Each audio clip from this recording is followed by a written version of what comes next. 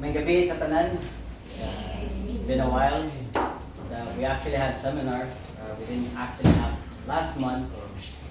But today, it's a very interesting na pagtuon. Especially, maabot na hinangat naman ang gitawag nila undas. So, Tagalog man na siya, so di man kahit na ibalo o nasayod anak. But today, we're gonna be talking about pag-ampo alang sa mga patay or prayers for the dead. Yeah. And the idea is this modern practice of praying for the dead from God or from man? Gikan ba niya sa tao? Gikan ba niya sa Diyos? Now, we're gonna be having some list of topics nga ato ang pag-aagian. We're gonna be talking about the very foundation itself. Now, what basis do we have in regards with such teachings? We have people who believes that we should follow tradition. We also have people who believe that we should look it up in our Bible. So doing the foundation would be a really important one. The second part will be, we're going to be talking about defining the topic. Like, what are we actually going to be studying about today? And then on the next day, we're going to be continuing looking at one of the books that mainly supports the teaching of prayer for the dead, and that's going to be the book of Maccabees. And we're going to be studying ato na siyang tunan ang Maccabees kung unsa may gisgutan ani niya mahitungod sa ato ang pag-ampo ngadto sa mga patay. And then more passages nga ilahang gihatag in regards to support the idea of teaching and praying for the dead. And then the last day is gonna be the most interesting part, is kanang gitawag na to og accountability and judgment. So be looking out for that one. A lot of times everything here would make sense, but then you encounter the accountability, which really throws everything into something else.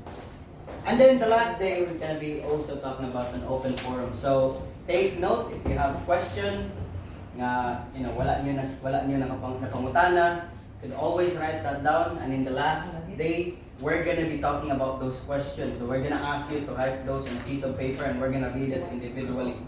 So kana siya. So with that in mind, let's go with, is this teaching from God or from man?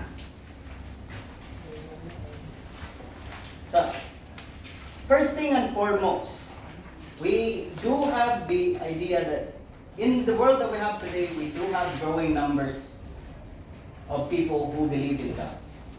Got hundreds and thousands perhaps groups worldwide. And each of these people claims to follow Christ. And also, each of these people claims to follow the Bible at a certain degree. And each claim to be also a Christian. I mean, kinsa may ganahan tawagan ng Christian. But the good question is, why they don't teach the same thing? You might be wondering, but is it possible for them to teach the same thing? And that could count as they're teaching the same thing? Yeah, a lot of times they teach the same thing, but their understanding is not the same. Dili pareha gilahang nasabtan. Like, many people see the importance of baptism, but what kind of baptism? It's the same word, but the Catholics have a different procedure, the Protestants have a different procedure. Now, which is which? It's the same word, baptism, but they don't have the same understanding when it comes to application and execution of these things. So, yeah, maayo ba na siya nabutan? If daghan ang nagtuo apan walay nasayod kung asay husto niini. So, yeah, mao ba na ang ipakamatyan ni Jesus? That's a very important one. Now, with all these things, you might get confused. There's one thing that you could always have comfort with, and that is going back sa ato ang Biblia. So, going back to the Bible is the very first key and solution. There's a lot of things that people could actually help you and say to you, like that includes me also. But I'm not a replacement of the Bible. You go ahead and basically read it for yourself. And if you have studied here in the Bible Study Center, you probably encountered that verse already. That's gonna be 2 Timothy chapter 3, verse 16 to 17. You always encounter that verse. It's a very important verse. Now, if you go ahead, if you have your Bible, go ahead and read it. And I'll read it also. That's going to be 2 Timothy chapter 3, verse 16 to 17. Now, in the verse, it mentions that all Scripture is inspired by God and is profitable for teaching or for reproof, for correction, and for training in righteousness, that the man of God may be adequate, equipped for every good work. You know, some translation might use the word God breathed, like gininhawa sa Diyos. And that's one thing that you have to really take into good consideration. The Bible comes from God. Dili siya tinumutungo sa tao. And, you know, pinaagi niya na masangkapan ang tao. And that's how we actually got the Bible in the first place, in accordance with 2 Timothy. It is useful for teaching, for training, and for correcting errors. So, na may daghan nga mga kasaypanan, basin na sayo lang kung sabot, or basin na sayo kung basa, then you could always look it up. The Bible helps you understand those things. And then with it, we have everything that we need to do good works. And because it comes from God, dili gikan sa tao, mao ni hinungdan nga ang Biblia is mapuslanong yun kaayo. And I always have this an example to just throw there. You know, if a person would invent something, who can explain those better than the one who made that? You know, kung ikaw nag-invento pag usa ka butang, kinsa may mas maayo nga mogamit ana. Now, kinsa may gabuhat sa tao? O kinsa ang mas nasayod sa kung unsa ang dapat buhaton sa tao? Dili ba ang nagbuhat sa tao? And that's why the Bible itself is a very important instructions that we have and how we ought to live. And then we got the second verse nga ato ang pagabasahon, and that's gonna be 2 Peter 1:20 to 21. Ikaduhang Pedro Kapitulo 1, versikulo 20 hangtod 21. If you already have encountered this verse, this is also a very important verse. And it says there, starting from verse 20. But know this first of all, that no prophecy of Scripture is a matter of one's own interpretation.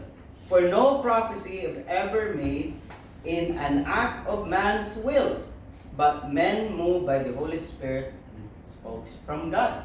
So you get to see that you really need to be careful. Why? Because the Bible is meant for us to understand, and also, these are not interpretations by those people.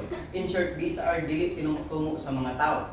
Or, you know, minugna, gikan sa tao. The writers did not write it in their own ideas and their own teaching.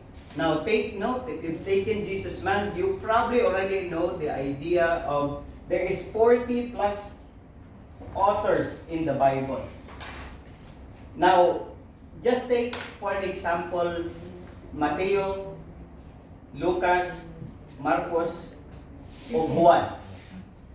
They all wrote the same thing. And two of them are only apostles. The rest is basically delete. Then how they have a lot of consistency sa ilahang gipangsulat. You know, a lot of times people would go with the contradiction, but the contradiction is far less than the consistency of the similarities that they have. Those things are not possible without that guidance of the Holy Spirit. The guidance of the Holy Spirit was something very important. Later on, we're actually gonna see how this become very most important in this topic. Because later on, we're gonna be reading one of the main books that supports this idea. Only problem is, this seems to not exist. So, that's a big problem with kayo when you talk about that. And because the Bible comes from God, we must respect and follow it exactly how it was being said. And then we got 2 Timothy. 2 Timothy chapter 2, verse 14 to 15. So balik ka sa Timoteo. Chapter 2, verse 14 to 15. Ningon siya, remind them of these things and solemnly charge them in the presence of God not to wrangle about words which is useless and leads to ruin of the hearers. Be diligent to present yourself approved to God as a workman who does not need to be ashamed, handling accurately the word of truth. Very interesting. Now, you must handle the Bible also correctly. No adding, no taking away. If you already have read the book of Revelation, it's very heavy on those things. It's very plainly mentioned that si bisan kinsa nga magadugang padugangan pod ang iyahang hampak.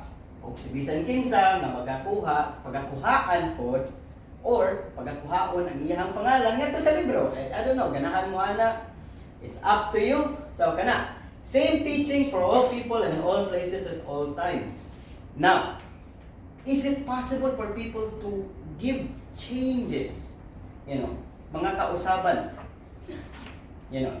When you talk about the teachings that we have today, dili man tanan pagtulunan nagikan sa Biblia. In short, posible ba nga naay nagdugan? Is it possible that there should be changes? Well, the good question is, there is warnings. Now, the warnings goes even to the time of the Bible. Take for an example, Galatians chapter 1, verse 6 to 9, where Paul tells them about these people making different gospel, which is not really a new gospel. So in short, if there are changes today, well, you should not be surprised. Changes will already start appearing in their times. So it's not really something that you should be surprised. If changes appear in that day, same. And then you got 2 John 1 to 9. It's a very, very important verse. Si bisan kinsa goes ahead but doesn't remain. Dili magpabilin sa pagtulunan. That's a very important one because anyone can go ahead, but if you don't remain, siya wala makabaton sa Dios. Kung si bisan kinsa ang magpabilin, siya makabaton sa amahan o sa anak. And then, going back to the one I mentioned before, Revelation, where it talks about the no adding and no taking away. So it's a very important warning and it's a very interesting one kay siya po'y kinatapusan yun nga libro sa ato ang Biblia. Now, people were already changing the true teaching in their times. Well, today, it should not be something surprising. Well, how are we supposed to solve this one? Well, we encourage you to go back to the Bible. Everyone warned not to accept any changes. And then we encounter this one interesting word, context. Any idea what context is? Background. Yeah, context has to talk with background. Like I always have the example here because we are Cebuano. We have this word kuan. Anybody knows what kuan means? Kuan ba? Like without context, when someone says kuan, usay malibog ka kung say sabot niya. But kuan is a very, very, very important word in regards with context because if you do not know what kuan means, you will be confused within the conversation. Si kuan ba kay kat sa lubi? Kisa na si kuan. So you really have to go into the context. Now, putting it in context with the Bible also helps you have a better understanding. Now, always take note, the Bible doesn't give you all the answers to your problem. These are problems that they already have, and the answers were directly related to their problems also. Like, Facebook was not a thing back in their times. That was not a problem. Social media was not a problem in their times. Maybe more on the political side, like kinsa ang emperor, maybe that can be a thing, but still, you have to take in consideration the time, kinsa ang gikastorya ni Jesus, kinsa ang namati niya, o kinsa ang dapat mutuman ni nga pagtulunan. So, our obligation is to understand the message as it was intended. We must teach in a way that preserves the intended meaning. Now, it's not an easy task. Even to us nga nagtudlo diri, it's not an easy task. You have to continually educate yourself in these things. And there are a lot of times that changes as you progress in your experience sa imong kinabuhi. And you have new meanings into these things. But they're not like trying to go away from the Bible. It's just you probably have grown in your faith that you applied this sa imong kinabuhi nga makahatag siya og bag-ong pagpanabot. So anything less would be disrespectful and also unethical or dili makiangayon.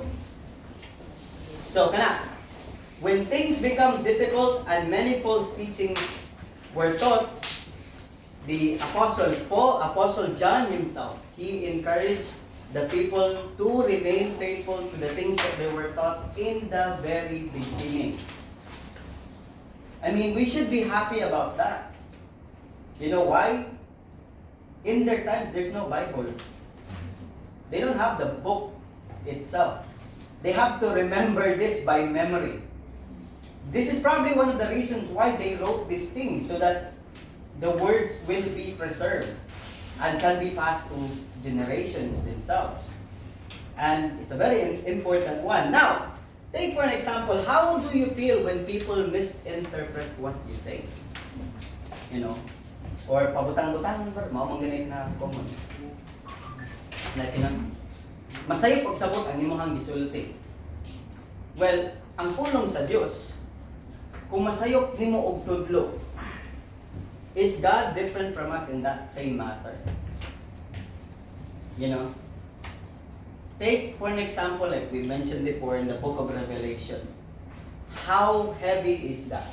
Anyone who adds pagadugangan po, anyone who takes away, his name will be blotted out in the book of life. Just take for an example, unsa na siya kaseryoso? Well, di ka makita dito sa gingharian sa Diyos. I don't know if you should be happy about that.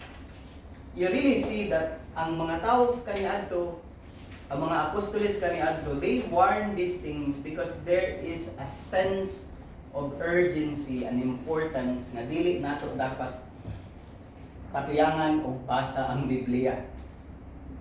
Not the other way where the Catholic would say nga mabuang ka. That's a different topic to actually handle.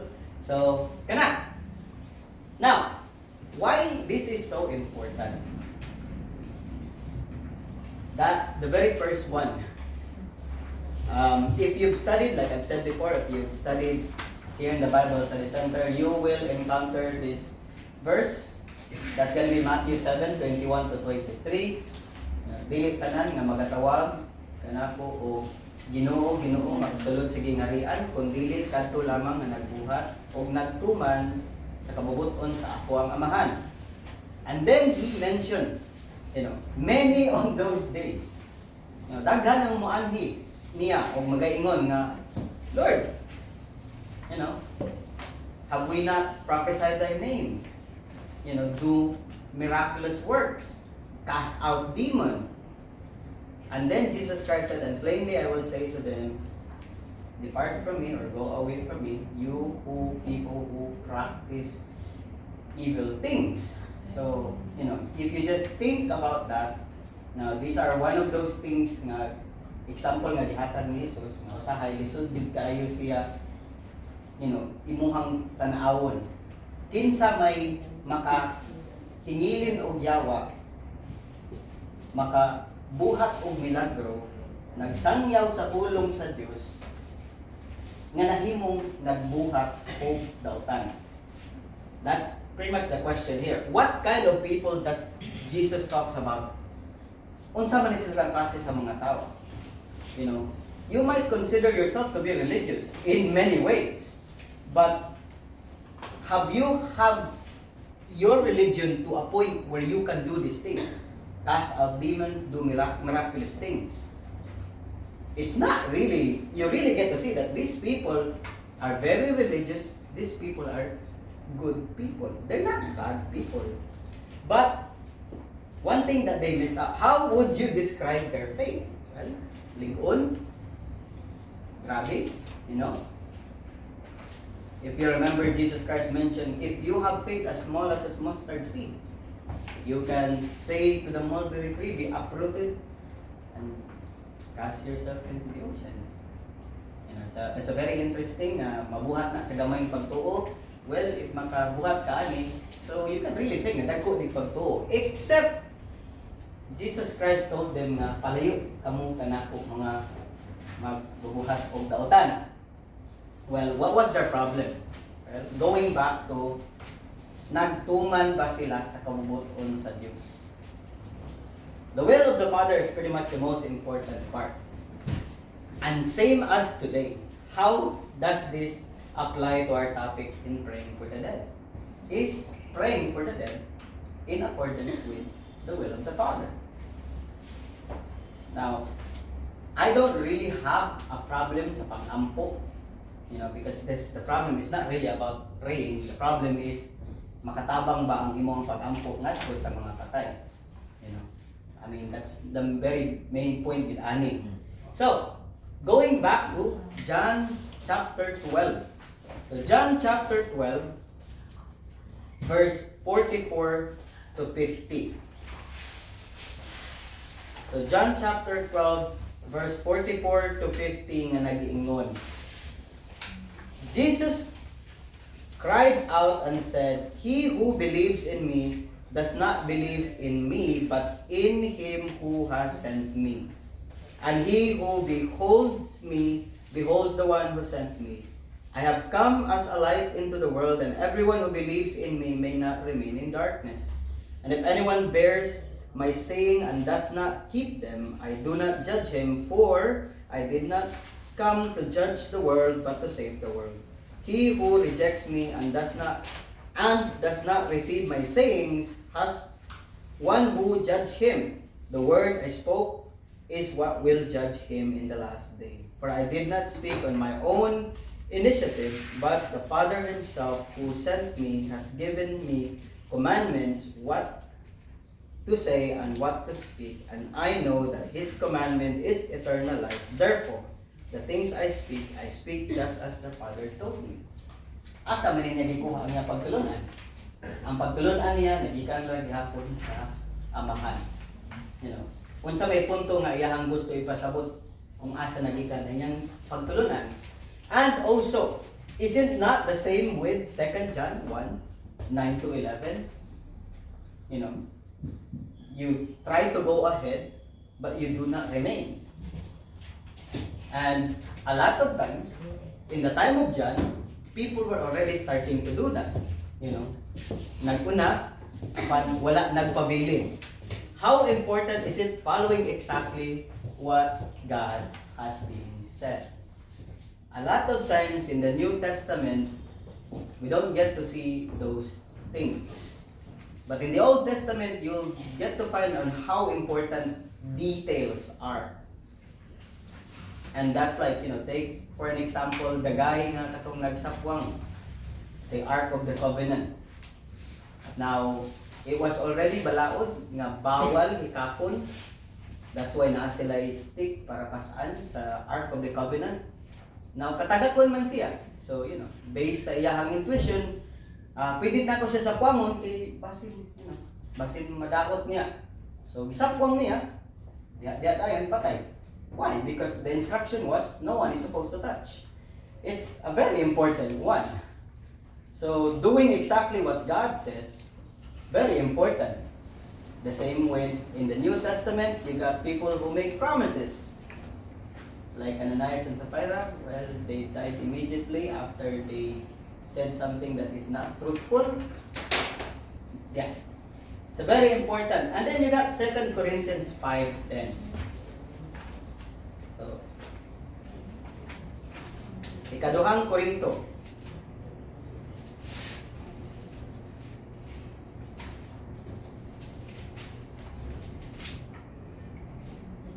It says here, "For we must all appear before the judgment seat of Christ, that each one may recompense for his deeds in the body, according to what he has done, whether good or bad."